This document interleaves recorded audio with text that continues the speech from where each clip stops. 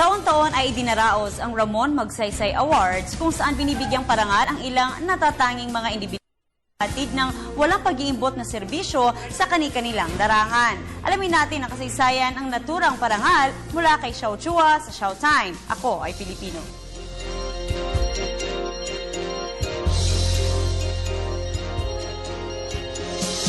Makasaysayang araw po, it's Showtime! Nang muling bumalik ang Pangulong Magsaysay sa Maynila matapos bumagsak ang kanyang eroplano sa Cebu noong March 17, 1957, isang malamig na bangkay.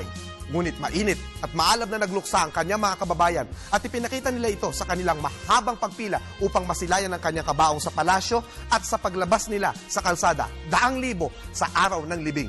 Makalipas lamang ang 2 buwan, May 1957, itinatag ang Ramon Magsaysay Award Foundation upang parangalan ang greatness of spirit in the selfless service to the peoples of Asia. Itinatag na may pahintulot ng pamahalaan ng Pilipinas, ang Ramon Magsaysay Award ay binuo ng Rockefeller Brothers Fund na nagsasantabi ng halagang $50,000 para sa bawat parangalan taon-taon.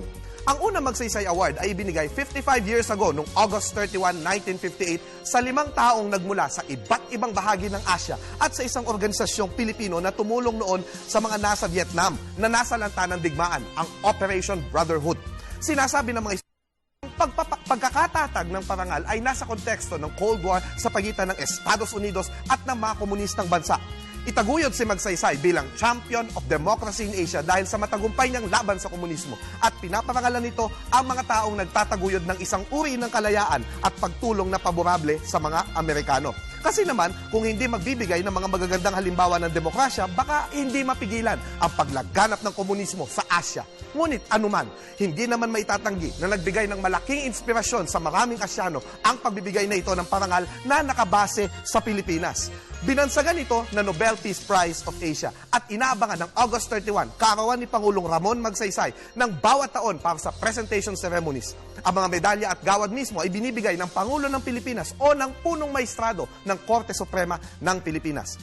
Pinakamarami sa mga nabigyan ng parangal ay ang mga Indian, 51 awardees, habang pumangalawa naman ng mga Pinoy, 44 awardees.